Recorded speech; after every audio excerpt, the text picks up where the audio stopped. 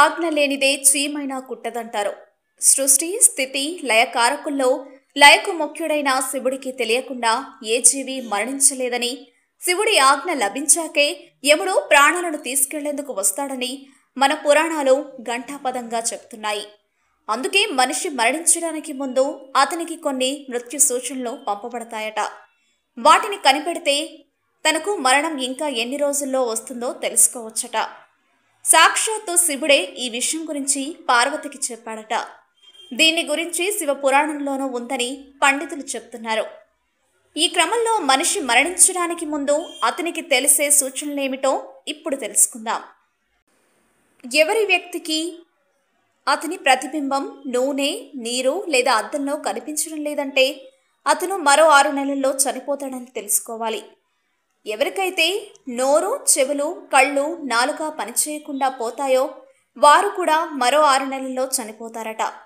వాటిని మృత్యువుకు సూచనలుగా భావించాలట. ఎవరైనా వ్యక్తి శరీరం ఉన్నట్టుండి తెలుపు లేదా పసుపు రంగులోకి మారుతూ శరీరంపై ఎరుపు రంగు మచ్చలు వస్తుంటే వారు 6 నెలల్లోగా చనిపోతారట. గొంతు, నాలుక వంటివి మాటిమాటికి పొడిగా మారుతుంటే వారు త్వరలో చనిపోయే అవకాశాలు ఉంటాయట. నొప్పి కారణంగా ఎడమ చేతిని మాటిమాటికి వెనక్కి తీసుకుంటున్నా, దాంతో నాలుక పొడిగా మారుతున్నా అలాంటి వారు 1 నెలలో చనిపోతారట.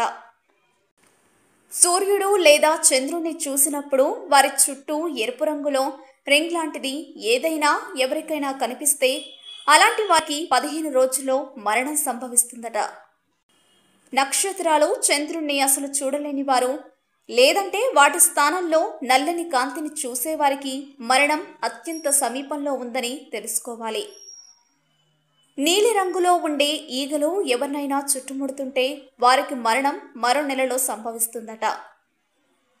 రాబందు, కాకి లేదా పావురం ఎవరి తలపైనైనా కూర్చుంటే వారికి త్వరలో మరణం సంభవిస్తుందట. ఎవరైనా తన నీడను తల లేకుండా చూస్తే వారు కూడా త్వరలో చనిపోతారన్నమాట. ఎవరికైనా చూపు పూర్తిగా పోయినా లేదా మంటను సరిగ్గా చూడలేకపోయిన వారికి కూడా త్వరలో మరణం కలుగుతుందట. పొలారిస్ అని పిలువబడే నార్త్ స్టార్ లేదా సూర్యుణ్ణి ఎవరైనా చూడలేకపోయినా రాత్రిపూట ఇంద్రధనస్సు కనిపిస్తున్న వారికి ఖచ్చితంగా త్వరలో మరణం సంభవిస్తుంది. మా వీడియోస్ మీకు నచ్చినట్లయితే లైక్, షేర్, సబ్స్క్రైబ్ చేయండి.